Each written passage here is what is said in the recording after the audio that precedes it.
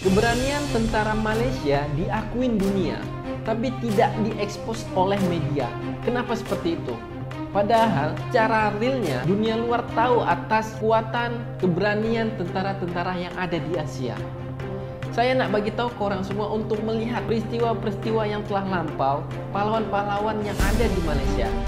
Kali ini saya akan reaction konten dari Jahiri Channel, yaitu tentang keberanian tentara Malaysia di Somalia peristiwa Gulat Hotel. Nah, mungkin orang pun tak tahu betapa besarnya keberanian tentara-tentara yang ada di Malaysia, yaitu dari kisah dari Muhammad Bahrum PGB. Langsung aja kita reaction konten kali ini, jom kita lihat.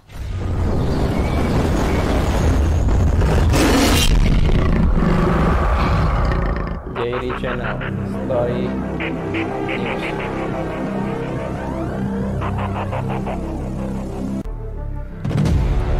Peristiwa Gulat Hotel, Muhammad Bahrum PGB. Muhammad, you know what? All the Muslim that die here die as a martyr. Ujar Imam Kumpulan Farah Aidit kepada pegawai Waran 1 Muhammad secara berseluruh dan bangga. Muhammad pada ketika itu masih dalam keadaan bingung kerana serangan hendak yang baru sahaja dihadapi oleh konvoinya sebentar tadi. Benak fikiran dan matanya masih tertumpu kepada mayat dan rakan-rakan sepasukan yang sedang terperosok kesakitan di hadapannya. Dalam keadaan tersebut, terpaksa pula beliau melayan persoalan dan keangkuhan imam militan yang bangga akan taulannya mengecapi mati syahid di atas perjuangan mereka. Wat syahid. Muhammad membuka bicara. Tersentak juga imam tersebut dengan kelantangan suara Muhammad. Do you think what all of you have done account as a martyr? Terbeliak biji mata imam dan kenal militia itu mendengar kata-kata Muhammad. Mereka berkata lagi, meaning, explain Muhammad. Ujar imam tersebut. Muhammad menekan keras dalam hatinya. Rasa beliau sudah betul apa yang diajarkan dan difahaminya tentang ciri-ciri orang yang mati syahid sebagaimana yang digariskan dalam agama Islam. Yes, dia dead aren't a syahid. Tegas Muhammad. Sekali lagi, now you tell me Imam, what is the characteristic of martyrdom? Is there state anywhere that any that due the fighting among Muslim is taking power categorized as martyr? Muhammad terus mengajukan soalan dengan berani dan tegas. Bukannya apa perasaan geram beliau akibat serangan tadi masih belum pudar. Satu persatu babak-babak serangan hendak berputar di kepalanya, bagaikan tayangan perdana. Petang itu pegawai Waran 1 Muhammad telah ditugaskan sebagai pemandu kepada Colonel Fulvio Wezzalini, iaitu seorang pegawai kanan dari Itali, untuk membawanya ke kawasan serangan APC di kawasan Pasar Bakara tempoh hari. Muhammad tanpa banyak bicara terus bersiap sedia untuk bergerak ke kawasan insiden yang telah mengorbankan sahabat seperjuangannya, iaitu Kopral Mat Aznan Awang.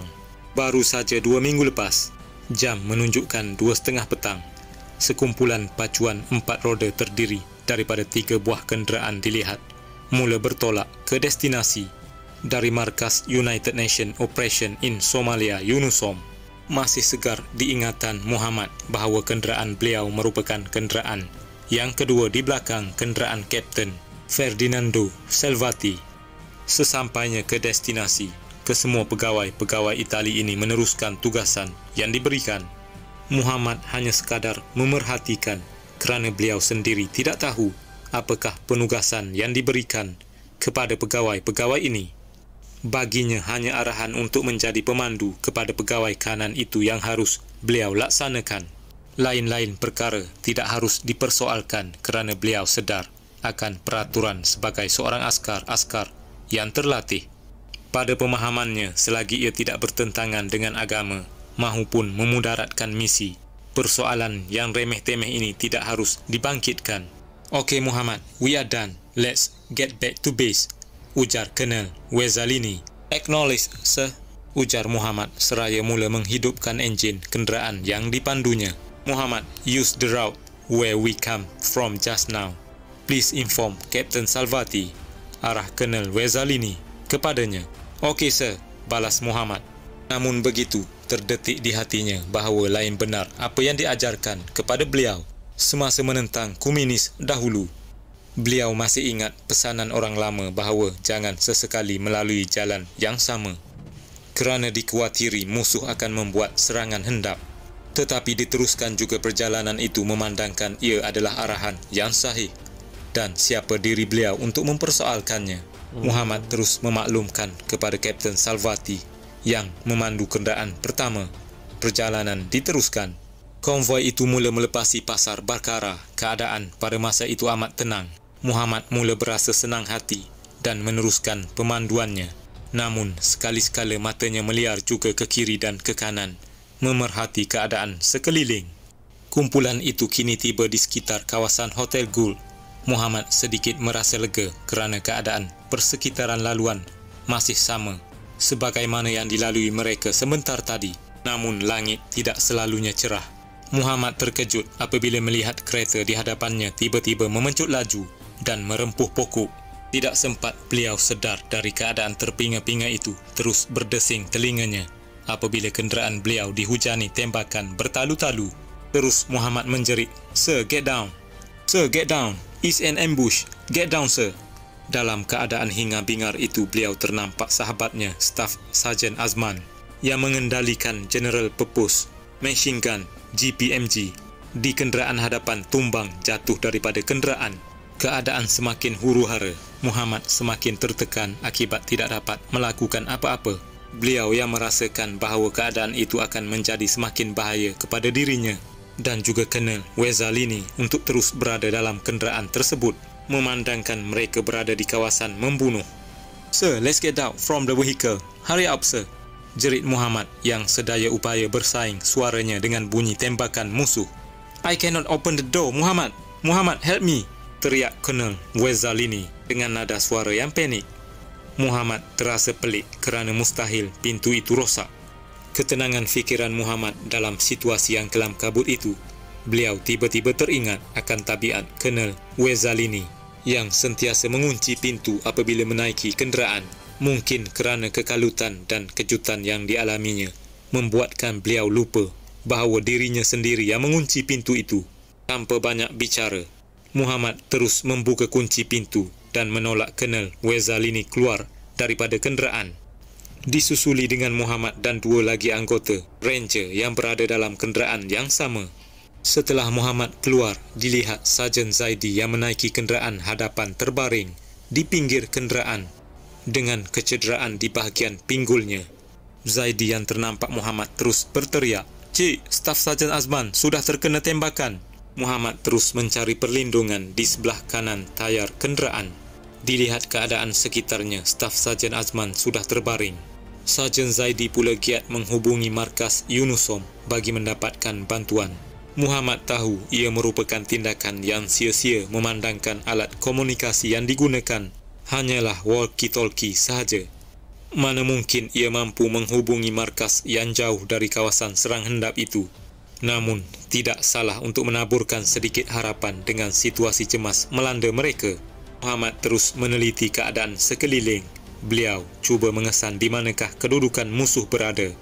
Dalam pada itu beliau ternampak mendiang Gani anak Binjoy menaiki kenderaan hadapan bersama-sama Azman dan Zaidi. Dilihat Gani telah tercedera ditembak di bahagian peha. Babak itu menjadi lebih pilu apabila dilihat sekumpulan musuh merapat ke arah Gani dan cuba merampas senjata miliknya. Namun, kekentalan tentera Malaysia bukanlah satu perkara yang boleh dipandang enteng. Gani tegar memeluk senjatanya agar tidak jatuh ke tangan musuh. Melihatkan keadaan itu, kumpulan militia Farah Aidid terus mengacukan laras senapang tepat ke arah kepala Gani. Satu ledakan terus menamatkan sketsa yang memerihkan itu. Muhammad terduduk melihat keadaan tersebut. Namun ini bukanlah pengalaman pertempuran pertama yang ditempuhi Muhammad. Beliau pernah bertempur dengan pengganas komunis semasa berkhidmat di bawah unit Combat Intelligence Section ataupun USIS sebelum ditukarkan ke Kor Risik dan berjaya menahan seorang anggota Parti Komunis Melaya hidup-hidup. Muhammad menenangkan dirinya tetapi amarahnya kian memuncak. Tanpa berfikir panjang, terus dicapai senjata M79 dan dibidiknya ke arah musuh. "Muhammad, don't shoot. jerit Colonel Ghazalini kepadanya. Muhammad yang masih berada dalam keadaan geram dan marah berasa tidak berpuas hati dengan arahan pegawainya. Mengapa dihalang dirinya melepaskan tembakan? Bagaimana dengan kematian sahabatnya Ranger Bakar yang tersadai di atas jalan bumi Somalia ini? Tidakkah kematiannya harus dibela? Muhammad berhenti dan berfikir sejenak. Dilihat keadaan sekelilingnya. Ya Allah, kami telah dikepung 4 penjuru oleh musuh yang bersenjatakan RPG-7. Hatinya tersentak. Stop Muhammad, drop the weapon and surrender. The situation is not in our favor, tegas Colonel Ghazalini kepada Muhammad. Muhammad menghela nafas panjang dan menunggu serangan itu berhenti. Usai terhentinya kejadian tembak-menembak itu, Muhammad mengamati keadaan persekitarannya. Hanya rakan yang terkorban dan tercedera sahaja yang berada di situ. Manakala 4 lagi pegawai dari negara asing bersama-sama 3 lagi anggota tentera Malaysia. Hatinya pasti bahawa mereka telah diselamatkan dan dibawa lari oleh penduduk tempatan yang melihat serangan hendap tersebut. Muhammad meletakkan senjatanya ke bawah. Tiba-tiba, segerombolan manusia terdiri daripada kaum hawa dan kanak-kanak menyerbu ke arah Muhammad dan rakan-rakannya. Tidak habis dengan kejutan yang diterima hasil serangan tersebut. Disusuli pula dengan kumpulan yang menggila ini merampas peralatan dan senjata beliau. Melopong juga Muhammad apabila melihat pistol Colt 45, M16, A2, M79 dan 2 butir granat Stinger miliknya direbut oleh mereka. Beliau hanya membiarkannya sahaja. Pada pengamatannya, nyawa rakan-rakannya yang masih hidup harus lebih diutamakan berbanding senjata-senjata itu. Lagipun berkemungkinan rampasan tersebut adalah bertujuan untuk menjual semula atas desakan hidup yang melampau. Pada masa yang sama turut diperhatikan, pihak militia merampas satu persatu kenderaan milik Yunusom. Tiba-tiba matanya tertumpu pada susuk tubuh dan setelah dikenal pasti itu adalah staf Sarjan Azman Muhammad Tahi. Namun beliau yakin bahawa sahabatnya telah pun menemui sang pencipta. Kumpulan militia Somalia ini bertindak drastik apabila menarik mayat Azman ke dalam kereta rampasan itu. Melihat keadaan tersebut, Muhammad terus berlari ke arah kenderaan itu tanpa menoleh ke kiri atau kanan. Tinggalkan mayat itu! Tinggalkan mayat itu! Ulang Muhammad berkali-kali merayu kepada kumpulan militia tersebut. Akibat desakan itu, mereka menyerahkan jasad itu kembali kepada Muhammad. Lega sebentar beliau kerana sekurang-kurangnya itulah yang beliau terdaya dan mampu lakukan, membawa jasad untuk tatapan keluarga mereka buat kali terakhir dan disemadikan di tanah air sendiri. Kekecohan yang dilakukan Muhammad akhirnya menarik perhatian kumpulan militia ke arahnya. Muslim, Muslim, itulah ungkapan yang kedengaran apabila musuh terlihat tag nama yang dipakai oleh beliau. Muhammad tidak mengendahkan ceritaan anggota militia tersebut kerana dalam fikirannya adalah untuk mendapatkan rakan-rakan yang tercedera. Namun begitu langkahnya dihentikan apabila anggota-anggota militia menangkap dan memegang Muhammad. Muhammad bertindak agresif, dirinya hanya nekat ingin mendapatkan rakannya yang tercedera. Dia tidak peduli akan pegawai-pegawai tentera negara asing yang tercedera. Bagi dirinya, rakan-rakan seangkatan dengan beliau adalah ahli keluarga. Mereka harus diutamakan. Kumpulan militia memegang Muhammad dengan lebih kuat. Let me go save my comrade, konta Muhammad. Malah diterajangnya kumpulan militia yang mencengkam erat tubuhnya. Mengaduh juga 3 anggota kumpulan itu terima penangan dari Muhammad. Musuh mula hilang sabar dengan kelakuan Muhammad. Lantas Muhammad ditelentangkan di atas tanah dan terus 2 muncung laras diacu tepat ke arah kepalanya. Muhammad tidak peduli. Tidak beliau merasa gentar meskipun nyawanya di hujung tanduk.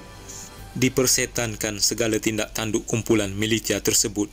Bukannya beliau tidak pernah ditembak semasa menentang komunis di Sungai Siput. Malah beliau juga pernah berasa bahana bobby trap. Oleh itu tiada sekelumit pun perasaan takut terbit dalam dirinya. Tetapi sempat juga beliau berdoa, sekiranya ditembak, biarlah mati terus. Tidak ingin beliau ulangi kesakitan ditembak sebagaimana satu ketika dahulu. Bisanya terasa apabila diingat kembali. Fikirannya masih lagi tertumpu ke arah rakan seperjuangannya yang sedang cedera parah. Muhammad terus meronta dan berkeras. Penduduk tempatan melahirkan rasa simpati kepada Muhammad kerana mengetahui bahawa beliau beragama Islam. Gigih mereka memujuk Muhammad untuk bertenang dan tidak melawan, serta turut sahaja kemahuan kumpulan militia itu. Kebetulan pada masa itu Muhammad ternampak kelibat Hasan di pusat tahanan tersebut. Hasan merupakan seorang remaja yang berkhidmat sebagai tukang sapu di markas Yunusom. Muhammad menggesa Hasan memaklumkan kepada kumpulan militia itu, beliau tidak akan berganjak selagi jenazah dan rakan seperjuangannya yang tercedera dibawa bersama. Hasan terus memaklumkan kumpulan militia tersebut bahawa beliau mengenali Muhammad. Setelah diyakinkan, kumpulan itu terus mengusun jenazah ke dalam kenderaan mereka, dan Muhammad pula dihumban ke dalam bonet kereta. Pandangan beliau terbatas seketika. Muhammad kemudiannya dibawa ke sebuah banglo dan ditahan di situ. Beliau kemudiannya didatangi oleh seorang pegawai berpangkat Lieutenant Colonel dari kumpulan militia Farah Aidid. Pegawai tersebut terus menyoal siasat Muhammad. Why did you come? What is your intention? Who sent you here? Bertubi-tubi soalan diajukan kepadanya. Muhammad terus memberikan jawapan bahawa beliau tidak tahu apakah tujuan pegawai-pegawai dari Itali itu datang. Beliau hanya maklum bahawa mereka diatur gerak sebagai pengiring dan pemandu sahaja. Lain daripada itu beliau tidak tahu. Berang akan jawapan yang diberikan, pegawai militia itu terus mengugut. If you don't want to cooperate, then I'll bring you to our leader, General Farah Aidid. I don't mind if you bring me to anyone, as long as you bring all two corpses and my friend back to our base, ujar Muhammad berseluruh. Pandangan matanya tepat merenung tajam ke arah pegawai kanan militia tersebut. Pandangan itu telah memberikan satu kesan yang menggerunkan kepadanya. Lantas, Lieutenant Colonel tersebut memeluk Muhammad dan berkata, I've never met someone who concerns others more than himself. Sesudah itu muncul seorang lelaki pertengahan umur dan beliau dikenalkan sebagai salah seorang imam, Farah Aidid, dan kini Muhammad berada di rumahnya. Setelah mengetahui bahawa lelaki tersebut adalah imam, Muhammad berprasangka bahawa hati lelaki tersebut mesti jauh lebih baik dan lembut berbanding tentera-tentera Farah Aidid yang lain. Muhammad terus memaklumkan kepada Colonel Wezalini bahawa beliau harus mengambil kesempatan ini untuk berbincang dengan imam tersebut. Sorry Muhammad, this is my first time facing this kind of situation. I really can't handle it. Say, you are Muslim. They put more trust on you than me, Muhammad. Please, our life depend on you now, balas Colonel Wezalini yang kelihatan panik. Muhammad terus mengusulkan perbincangan dan memujuk imam tersebut. Namun begitu, usaha Muhammad tampak sia-sia. Imam terus meninggalkan beliau sehinggalah kali ketujuh Muhammad bertemu dengan imam tersebut. I'm begging you in the name of Allah, please be merciful. Please send back the dead and injured soldier to our base, ujar Muhammad lembut. Imam mulai tertarik dengan kesungguhan dan sifat pribadi Muhammad yang merendah diri dan berani bukan sahaja sebagai seorang anggota tentera tetapi juga sebagai seorang umat Islam. Muhammad, you know what? All the Muslim who die here are die as a martyr, ujar imam kepada Muhammad secara berseluruh dan bangga. What? Syahid? Muhammad membuka bicara. Tersentak juga imam tersebut dengan kelantangan suara Muhammad. Do you think what all of you have done account as a martyr? Terbeliak mata imam dan Colonel militia itu mendengar kata-kata Muhammad. Meaning? Explain Muhammad, ujar imam tersebut. Muhammad sudah mula dipengaruhi emosi sehingga sedikit meninggi suara, manakala tidak rintihan sahabat-sahabatnya yang cedera parah membuatkan beliau tidak senang duduk. Muhammad terus menyoal mengapakah kumpulan Ali Mahdi dan Farah Aidid saling berperang, sedangkan kedua-dua kumpulan ini beragama Islam. Mengapakah ikatan puak lebih diutamakan berbanding ukhuwah sesama umat Islam? Imam mula berminat dengan pandangan Muhammad. So Muhammad, tell me, aren't there any situation like this in your country? Giliran imam membuka soalannya pula. That's right. In our country, there are various races, religion and culture. But we live as a plural society with mutual tolerance and respect for each other. Because of this, our country is always safe and prosperous, balas Muhammad tanpa teragak-agak. Imam kagum dan terpana dengan jawapan yang diberikan Muhammad. Lantas beliau berjanji akan menghantar ke semua jenazah dan rakan-rakannya kembali ke markas Yunusom dengan bersyarat. Syarat utamanya ialah pasukan pengaman tidak boleh menyerang kumpulan mereka. Dengan sedikit pancaran harapan, Muhammad menyambut perjanjian itu dengan hati yang terbuka. Muhammad berjanji akan memaklumkan kepada pasukan pengaman bahawa tiada apa-apa tindakan akan dikenakan terhadap kumpulan Farah Aidid. Malam itu 13 kenderaan berkonvoi membawa Muhammad dan rakan-rakannya. Meskipun tampak meriah, namun kesuraman yang mengiringi hanya Tuhan sahaja yang tahu. Muhammad, we have arrived. Will not move further than this for our own safety. Pegawai Farah Aidid berkata selepas menghentikan kenderaan 1000 meter dari penempatan tentera Malaysia di pos K4.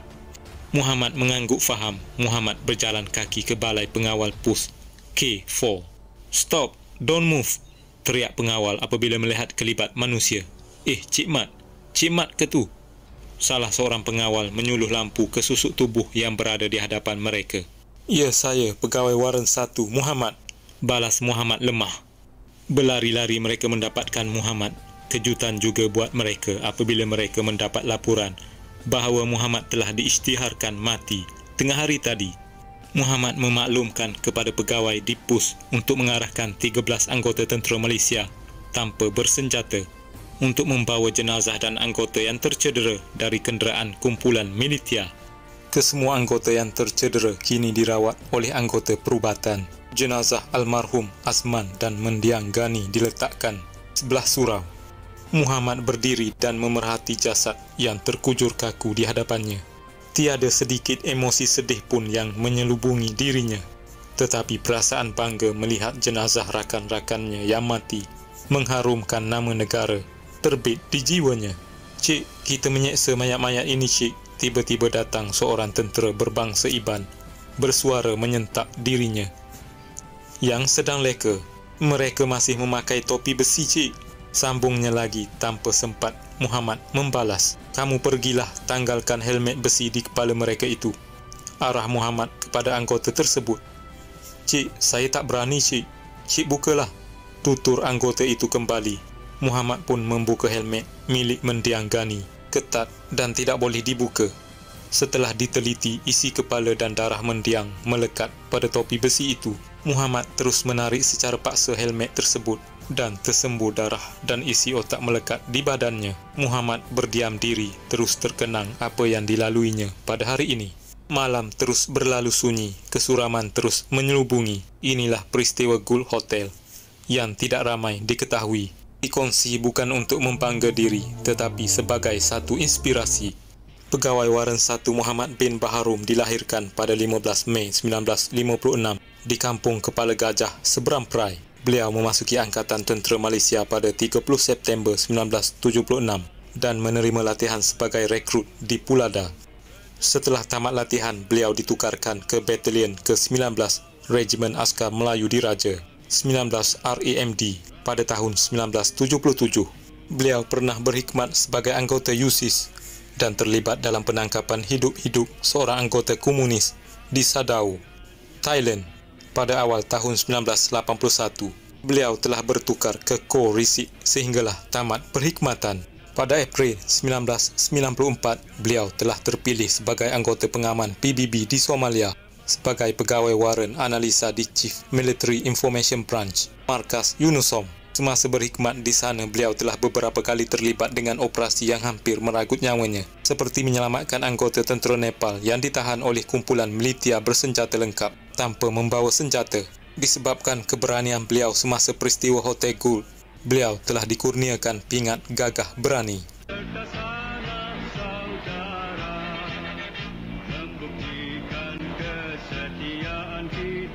Oke, kita sudah melihat betapa mengerikan situasi yang dialami oleh tentara-tentara Malaysia. Itu menunjukkan betapa beraninya tentara-tentara Malaysia yang ada di peristiwa Gul Hotel di Somalia. Nah, menurut kalian bagaimana? Kenapa peristiwa seperti ini tidak diekspos oleh media luar? Nah, buat kalian yang tahu jawabannya, tinggalkan pesan di bawah ini. Nah, jika kalian suka dengan video ini, tolong di like, di share, dan di komen. Jika saya salah ada kata, mohon dimaafkan. Sama Allah minta ampun. Wabillahi taufiq wal hidayah. Assalamualaikum warahmatullahi wabarakatuh. Bye-bye.